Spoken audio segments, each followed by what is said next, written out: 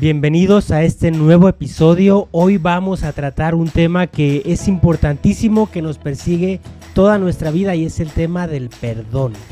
¿A mí qué? Un espacio abierto para afrontar las dudas más importantes de la vida. ¡Comenzamos! Bien, pues vamos a comenzar 23 minutos, seamos bienvenidos y vamos a comenzar 23 minutos con este tema. Y quisiera que cada uno de nosotros comencemos a pensar qué les viene a la mente cuando escuchan la palabra perdón o cuando la gente le dice, Padre, quiero que me dé una cita para hablar del perdón. Yo pienso en el amor que no perdona, pues a fin de cuentas no es amor o deja de ser amor en el momento en el que no quiere perdonar. Yo pienso en la naturaleza humana, que todos nos equivocamos, todos cojeamos de algún pie, todos necesitamos que nos perdonen y necesitamos perdonar también. Yo pienso en el arrepentimiento, porque el perdón, o sea, pedir perdón nace de un corazón que está arrepentido de lo que ha hecho y quiere y busca y anhela obtener ese perdón. Muy bien, entonces podríamos decir que hay como diversos escenarios de perdón.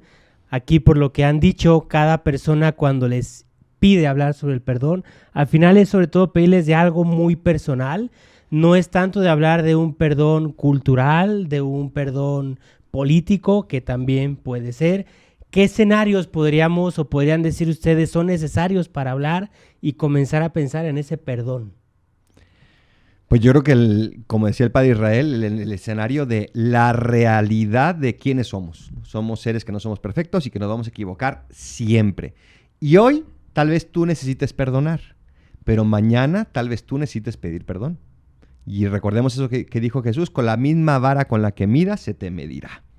Sí, y el primer escenario que yo pondría es en mi relación con Dios, porque de hecho cuando rezamos el Padre Nuestro, perdona nuestras ofensas, como también nosotros perdonamos a los que nos ofenden. O sea, lo estamos poniendo también nosotros como una condición de, Señor, si yo te pido perdón porque yo me equivoco más de 7 veces al día, yo sé que también tengo que perdonar. Y está también el ejemplo de Inmaculée Ilibagiza, Buenísimo. que su familia pues fue perseguida y fue asesinada. Y ella cuando estaba huyendo, estaba encerrada en un baño durante algunas semanas y cuando venían a buscarla, a catear la casa para ver si estaba escondida ahí, ella se ponía a rezar el rosario.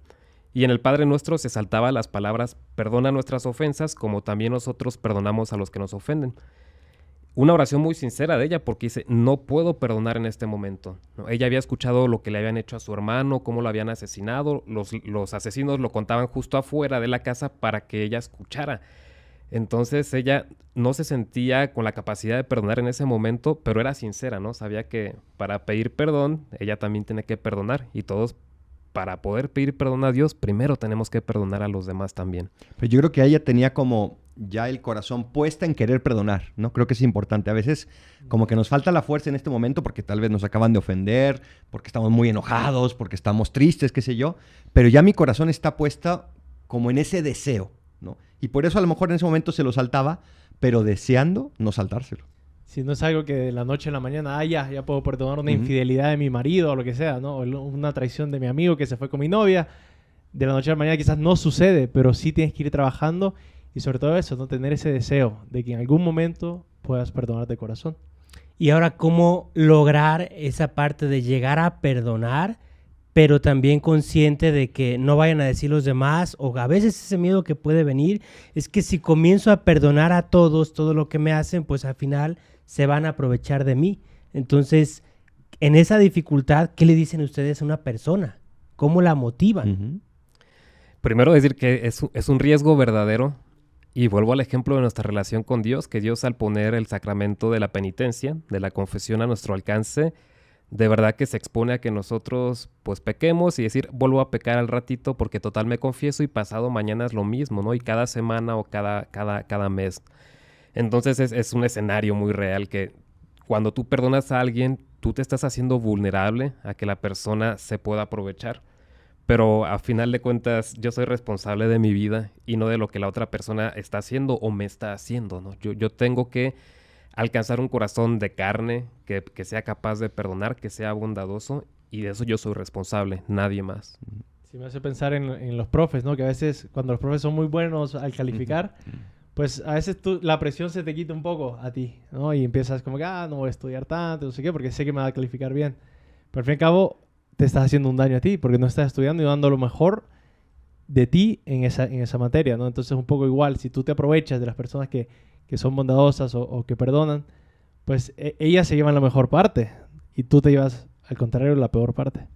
Yo creo que también, o sea, hay que diferenciar una persona que perdona y una persona que es ingenua, ¿no? O sea, yo te perdono, pero no voy a permitir que me sigas ofendiendo. Yo te perdono, pero tienes que cambiar tú también. Yo te perdono, pero yo me tengo que proteger. O sea, no significa te perdono y sígueme haciendo lo que tú quieras. No se trata de eso. Se trata, el perdón conlleva, si la otra persona recibe mi perdón, conlleva un propósito de enmienda. Y por lo tanto, bueno, ¿qué vamos a hacer para que no vuelva a suceder esto, no? Si siendo amigos, no sé, tú siempre me ofendes cuando te emborrachas, sí, pues oye, deja de emborracharte. Si siempre me ofendes cuando estamos jugando fútbol, oye, pues en ese momento sé más consciente. O no juguemos fútbol juntos, ¿no? Porque en ese momento me estás ofendiendo. Entonces, no caer en la ingenuidad de pensar que ya te perdono y ya. No, echémosle ganas juntos para mejorar esto. Perdonar, yo creo entonces no significaría siempre como intentar rehacer o mantener toda relación. Lo digo porque platicando con una persona me dice, es que en mi familia, y esto sucede yo creo en todas las familias, pues no sé, unos primos o unos tíos le dijeron algo a mi mamá, me dijeron a mí y creció el malentendido, que a veces es un malentendido. Y pues ¿qué pasa? Se distancian las familias por 1 mes, 2 meses, hasta que se enfría la situación y luego regresan sin pedir perdón, pero como son familia, pues te abro la puerta y rehacemos la cosa. Pero esto sucede una y otra vez, año tras año, entonces, ¿qué dices? ¿Tienes que seguir abriéndoles la puerta o al final no? Porque el otro no tiene este propósito de enmienda que usted decía, Padre Adolfo. Entonces, ¿estamos obligados a intentar mantener todas las relaciones o hay que cortarlas en algún momento? ¿El perdón implica intentar rehacer todo o no? Yo creo, Padre Israel, que usted hace rato decía un punto muy bueno y clave. Era la comparación con la confesión. Cuando vamos a confesarnos, comentaba, pues voy con mi propósito de enmienda. Y qué importante, a veces como sacerdotes, pues podemos llevar a una persona a esa enmienda. Cuando tal vez no vemos un sincero arrepentimiento, llegamos a decirle, oye, piensa en esta situación, piensa en que de verdad quieres salir de ello. Puede ser que caigas, pero quieres salir de ello y por eso pides perdón. Creo que es a donde habría que llevarlos también al final, ¿no? A esa enmienda auténtica de que también en mis relaciones humanas no quiero nuevamente caer en lo mismo. El Papa Francisco dice que hay una diferencia entre el perdón, o sea, pedir perdón y pedir disculpas. Y dice que la diferencia está justo en esto, en el arrepentimiento. Y que realmente estoy arrepentido de mis pecados, de mis fallos, y por eso pido perdón, ¿no? Si es algo como que, te golpeé sin querer, bueno, pido disculpas, porque realmente pues tampoco estoy arrepentido. Entonces creo que eso me ha ayudado mucho a entender como que las diferencias. Luego hay como un miedo, ¿no? O sea, como que la persona que perdona como que dice, no, pues me agarran de tonto, como decía el Padre Joel. No se trata de eso, al contrario. Cuando yo perdono, estoy demostrando que soy más fuerte. Porque soy capaz de llevar mi amor más allá. Entonces, para mí, cuando una persona perdona es como pegar un brinco en la escalera. O sea, ya vamos a un escalón más arriba en nuestra relación. Ya la hicimos más fuerte. Porque ya pasamos una dificultad, ya nos dimos cuenta que no somos perfectos, que nos podemos ofender, pero que también tenemos la gracia de Dios para poder perdonar y crecer. Entonces, por eso es precioso una relación donde se perdona. Unos amigos que se perdonan crecen muchísimo. Unos novios que aprenden a perdonarse crecen muchísimo. Un matrimonio crece inmensamente. Retomando ese argumento, yo creo que a veces decimos que perdonar es olvidar. Y bueno, personalmente yo no sé, no me gusta decir eso, ¿no? Que perdonar es olvidar porque una infidelidad o que no sé, que tu amigo te ha hecho algo malo o lo que sea, es difícil. Y olvidarlo es como decir, como que no pasó y sin embargo sí pasó. O sea, está ahí, fue real, me heriste, o sea, me duele. Y perdonar es justo eso, ¿no? Crecer. Y aunque tú hiciste eso, lo llevamos, pero ahora esa misma realidad ha sido como que transformada por el perdón. Entonces no es que lo olvidemos y como que si no pasó, porque efectivamente pasó y está ahí. Entonces como que tomar esa realidad y transformarla con el perdón en una nueva realidad que es muchísimo más bella, pero que sí está ahí y sí estuvo ahí. Sí, precisamente Jesús nunca dijo de que perdonar es olvidar. Él dice más bien que nos va a dar un corazón de carne, no dice te voy a limpiar la mente, dice no, más bien es perdonar desde mis sentimientos y la actitud, ¿no? O lo que hago contigo. Si antes quería tomar venganza y hacerte algo malo, pues ya no lo voy a hacer, ¿no? Y es eso, no es nada más el olvidar, porque pues qué virtud sería el olvidar las cosas, ¿no? A mí se me olvidan las cosas para los exámenes y eso no es virtud, ¿no? Y a la gente que se le olvidan las cosas por Alzheimer, pues tampoco es virtud, ¿no? Sí. Más bien la virtud es, aunque me acuerdo de todo y cómo me trataste y lo que me dijiste, etcétera, aún así te trato bien. Ese es el verdadero perdón. A pesar de que recuerdo todo y cuando lo recuerdo lo vuelvo a sentir, lo vuelvo a vivir, te trato bien, te trato con caridad, te procuro el bien. Y yo no diría a pesar de, sino precisamente porque me acuerdo, porque se me hubiera olvidado, como dice, pues ya no haría falta el perdón. Precisamente porque me acuerdo, te perdono. Si no, no tengo nada que perdonarte. Ahora yo creo que aquí hay algo importantísimo que hoy en día se escucha mucho hablando entre la gente, cuando incluso como terapia psicológica, que no es que esté en desacuerdo con ella, pero como que se queda hasta ahí. Dicen, bueno, para que sea buscar tu bien, entonces perdónalo, pero perdónalo buscándote a ti, que tengas esa paz, esa serenidad, que no cargues con esas faltas que te hicieron. Yo creo que aunque puede ser bueno en un momento, creo que queda todavía limitado, ¿no? Solamente el perdonar para sentirme bien yo, pero no buscando esa auténtica conversión del otro, ese auténtico arrepentimiento y corrección. Uh-huh. Y de uno mismo. Y sí tiene esa dimensión de te perdono para yo librarme. Vimos hace poco nosotros padres la película de El Mauritaniano, The Mauritanian, y él es una persona que lo vinculan a Bin Laden por los atentados del 11 de septiembre, lo vinculan porque es pariente, primo, algo así, y recibió una llamada telefónica, creo que del teléfono de Bin Laden, algo así, y lo meten al bote, lo meten a la cárcel. Y estuvo ahí muchos años, ¿no? Sin que recibiera juicio. Incluso cuando recibe juicio, lo vuelven a dejar ahí otros años, no sé si pasó 15 años sin realmente que lo condenaran. Y él, pues nunca se comprobó que fuera culpable. Pero en un momento él dice, yo a todos los que me han tenido aquí en la cárcel, a los que me han torturado, porque fue torturado, dice, yo a todos ellos los perdono. Y en mi idioma, en árabe, si no me equivoco, dice, la palabra perdón y la palabra libertad es la misma. Y eso me gustó mucho porque quien no perdona vive amarrado a la otra persona, ¿no? Como con unas cadenas por lo que él me hizo. Y hasta que yo no perdone, no las corto del todo. Y no puedo yo crecer, no soy realmente libre. Entonces sí está, como digo, este aspecto de cuando yo perdono, yo me libero. Pero tengo que tener mucho cuidado a que cuando yo perdono a alguien, no lo haga desde una actitud de te perdono, porque yo ya estoy un escalón más arriba, ¿no? No, ese no es el verdadero perdón, o no es el perdón cristiano. No, sí estamos quizá un escalón más arriba, pero no te perdono por eso, para demostrarte que estás más abajito, ¿no? Te perdono pues porque yo necesito también perdonar para seguir creciendo y seguir adelante y sanar heridas. Una vez un padre me dijo que si tú nunca te has sentido perdonado, no puedes perdonar. Y eso es sumamente importante. Entonces, por eso no se hace desde un escalón más arriba, sino desde el mismo nivel. O sea, te perdono porque yo necesito ser perdonado también. En primer lugar, por Cristo, porque si yo necesito ser perdonado, Cristo no me salvó. Y entonces no necesitaría de Cristo. Así es. Sí, ahora, ¿cómo lograr entonces qué consejo así práctico te puede pedir a alguien que te diga, oye, pero es que quiero perdonar, comprendo la importancia de llegar a que esa persona llegue a un arrepentimiento, pero de forma práctica, ¿qué más puede hacer una persona? A ver, usted decía lo de la terapia psicológica. Si es una ofensa muy grande y muy fuerte, yo sí recomiendo que haga una terapia y que haga ese camino junto con una dirección espiritual. Por supuesto, comienza con una confesión, busca una dirección espiritual, pero necesitas una terapia. Los padres no somos terapeutas, si bien cuando recibimos el perdón de Dios a través de la confesión recibimos la sanación de nuestra alma, pero quedan muchas veces esas cicatrices en nuestra psicología. Y por eso no teman buscar una terapia con un terapeuta que te ayude de verdad a perdonar, no que te diga, no, tú y los demás no. No, eso no es verdad, porque solo en comunión somos felices. Entonces yo daría ese primer consejo. El perdón cristiano, y bueno, desde el tiempo de los judíos, yo creo que es un perdón que le da una segunda oportunidad a los demás. Hay un salmo que seguramente han escuchado que dice, Yahvé sacó a Israel de Egipto porque es eterna su misericordia, la misericordia, el perdón. Los guió por el mar rojo, a través del mar rojo, porque es eterna su misericordia.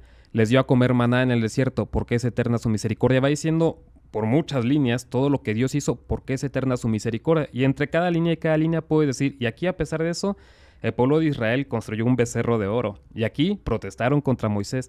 Entonces Dios les dio no nada más una segunda y tercera y cuarta oportunidad, ¿no? Entonces, ¿cuál es el consejo? Cuando perdones, dale de verdad una oportunidad a alguien. Recordarán el libro de Los Miserables. Está el famoso pasaje de Jean Valjean, que él sale recién de la cárcel, necesita rehacer su vida, necesita una nueva oportunidad. Lo recibe el obispo en su casa y él en la noche pues retoma ese mal vicio de robar algo y se escapa en la noche. Y lo agarran los policías, lo traen ante el obispo y le dicen, miren todo lo que robó los candelabros. No, se había robado la vajilla, ¿no? Todo lo de plata. Y el obispo dice, no, yo se lo regalé. Es más, Jan, se te olvidó incluso llevarte los candelabros, ¿no? Entonces los policías dicen, pues sí le regaló la vajilla y le regaló los candelabros. Se van los policías y le dice el obispo, con esta plata he comprado tu alma para Cristo, ¿no? O sea, realmente el obispo le dio una segunda oportunidad. No es el perdón de te perdono para yo sentirme bien, no, es un perdón en el que te doy una segunda oportunidad y si tengo que darte dinero o necesito hacer algo práctico, lo hago para que tú tengas esa segunda oportunidad. Y entonces preguntarnos, cuando yo perdono, ¿es nada más para yo sentirme bien o estoy poniendo los medios para que esa persona también pueda salir adelante? Por cierto, quien no ha visto el musical de Los Miserables, véalo, es buenísimo. Yo no lo he visto. Buenísimo. Y obviamente, quien no ha leído el libro, léanlo también, ¿verdad? Sí. Bien, pues creo que otro consejo práctico que escuché alguna vez, lo comparto, es el tema de orar por los que me han ofendido. Uh-huh. Porque en la oración al final se llega a ver a la otra persona con los ojos de Dios, ese Dios misericordioso, ese Dios que es misericordioso porque llega a la profundidad del corazón humano para comprender qué pasaba en ese momento y que por eso pues también le ayuda a perdonar. Entonces la oración también creo que podría ser otra buena medio práctico. Otro consejo que da el Papa Francisco se lo dio a los recién casados y era de que todos los días no pueden irse a dormir sin antes haber dicho 3 palabras, ¿no? Gracias, permiso y perdón, ¿no? Y perdóname, pues. Entonces, si nos hacemos como que el hábito de pedir perdón y dar perdón, creo que después cuando vienen cosas un poquito más difíciles de perdonar o incluso de pedir perdón por haber hecho un fallo muy grande, si tienes ese hábito, pues como que si vas al gimnasio te haces más fuerte para que cuando llega realmente algo muy difícil, muy, muy pesado, sí lo puedas levantar y puedas o pedir perdón o dar el perdón. Yo les recomiendo a las personas que también les cuesta perdonar, que le pidan a Dios en esa oración, déjame ver mi miseria. Déjame tocar mi miseria. Porque todos necesitamos ser misericordiados, como dice el Papa. Déjame ver mi miseria. Entonces voy a decir, si yo tengo tanta miseria, ¿cómo no voy a perdonar a este? Si Dios ya lo perdonó y me perdonó a mí, ¿cómo no lo voy a perdonar yo? Muy buen punto. Cada quien tiene un proceso distinto al perdonar. Yo aquí pregunto si hay como una cronología del perdón o qué pasos le recomendaríamos a la gente. También leía el libro de La Cabaña y está la película de La Cabaña en el que un hombre ha sufrido mucho durante niño a manos de su papá y entonces él tiene pues todo este trauma de perdonar al papá y en un momento Dios, con quien está teniendo estos encuentros, le dice, oye, ya se llama Mac, ya tienes que perdonar a tu papá. Uh-huh. Y ves que no puedo. Y dice, es que perdonar, y va por el tema de que dice, no es olvidar, ¿no? Sino que es quitar la mano del cuello del otro. Uh-huh. Entonces yo como que dije, bueno, el primer paso para perdonar quizás es simplemente decir, no voy a tomar represalias. Aunque puedo ejercer justicia, porque me hiciste algo malo, aunque puedo ejercer justicia, no lo voy a hacer. No sé si será un primer paso.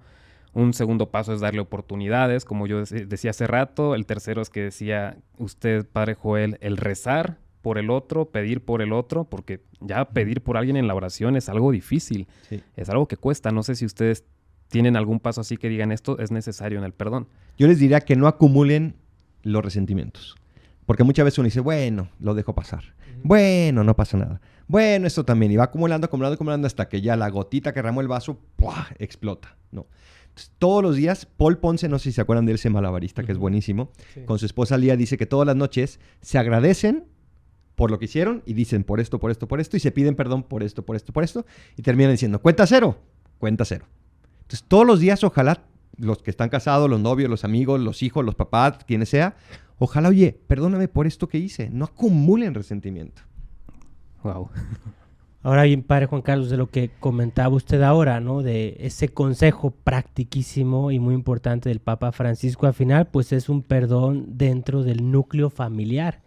Y esto trae a la mente otra cosa, como que las ofensas dentro de la familia, dentro de los seres queridos, duelen más. Y ahí, ¿qué recomendar o qué hacer para poder dar ese paso, ¿no? Porque usted, Padre Adolfo, decía al inicio justamente que el perdón va muy unido al amor. Y yo creo que en la familia es donde hay más amor, entonces por eso duele tanto. ¿Qué hacer para que cada persona llegue también a abrirse a esa parte importante que decía de no acumular, sino afrontarlos? Es que amar es hacerse vulnerable. Cuando yo te amo, me estoy quitando mis armaduras, me estoy quitando mis máscaras y me estoy mostrando tal cual soy. Y por eso lo que me haces me duele más que lo que me hace el vecino o el taxista. Porque me estoy mostrando vulnerable. Y por eso también somos más capaces de perdonar, porque hay más amor. Entonces no partamos de la ofensa, partamos del amor que nos tenemos. Y entonces, como Pedro, hasta 7 veces, Señor. No, hasta 70 veces 7. O sea, siempre, siempre. Pero sin ser ingenuos también, como decíamos. Sí. ¿No? A mí, pues, en experiencia personal me ha ayudado mucho que haya siempre un mediador. Bueno, no siempre, pues, pero conviene, sobre todo en familia. Yo con la experiencia de mis hermanos, que siempre empezamos jugando y terminábamos peleando, ¿no? Qué raros, de verdad. Entonces, siempre ayudaba que llegara, pues, mi papá o mi mamá y que fungiera de mediador para poner las cosas claras de quién hizo qué, quién hizo qué, y después ya como que reconciliar esa amistad. Entonces, ayuda, pues, sobre todo los papás, de que sean mediadores en esa relación, sobre todo porque se aprovechan de los más pequeños. Yo soy el más pequeño. Oh, música triste. Música triste de fondo. Pero sí. Yo, obviamente es normal en las familias que nos peleamos los hijos. Y el problema es que a veces conforme vamos creciendo, pues ya no es nada más, no es a golpes, sino que son temas más serios, ¿no? Y está lo típico de lo del terreno y todos estos problemas que siempre se dan en familia. Y creo que una cosa buena que uno puede hacer, es difícil, es en algún momento preguntar a la familia, sobre todo con los que vives en casa, decir, oye, ¿tú ves algo que yo tenga que cambiar? Algo que de verdad te esté molestando a ti. Porque a veces somos incapaces de darnos cuenta que tenemos problemas y que por mis heridas yo lastimo al otro, ¿no? Porque yo no he sanado, lastimo al otro. Y muchas veces volvemos al tema, necesitamos terapia, necesitamos apoyo psicológico. Pero si nadie nos lo dice y a veces la gente nos tiene miedo por cómo reaccionamos, pues no podemos llegar nosotros a recibir esa ayuda. Entonces, si me estás escuchando, te propongo que le digas a tu familia hoy, oye, hay algo en lo que tú crees que yo tenga que cambiar, que pueda mejorar. Y no tengas miedo a escuchar lo que ellos te tienen que decir. Va a crecer el amor en la familia. Y no es fácil hacer eso, pero creo que es muy buen consejo. Ojalá que lo pudiéramos hacer todos, ¿no? Sí, y luego partiendo también o buscando algún modelo. Obviamente nuestro modelo es Jesucristo, pero ¿cómo ver después, cómo encarnar para nosotros esa parte de decir también yo quiero ser igual a Él? Sé que pues Él me dice que tengo que perdonar, pero ¿qué más hacer desde mi vida espiritual? Tiempo, ni modo, 23 minutos. Y queda mucho por hablar. Muchísimo por hablar de este tema. Yo creo que vamos a aportar cada uno un desafío que podamos proponer para que se pueda también llevar a la práctica este tema. Pídele a Dios tocar tu miseria, ver tu miseria. Sin perdón no hay libertad. El perdón nace del amor. Pues tomar a Cristo como ejemplo, Cristo que dijo, Padre, perdónalos porque no saben lo que hacen. Cristo Rey nuestro, venga a tu reino. Si te ha gustado este podcast, síguenos en amique.podcast y nos vemos en el próximo episodio.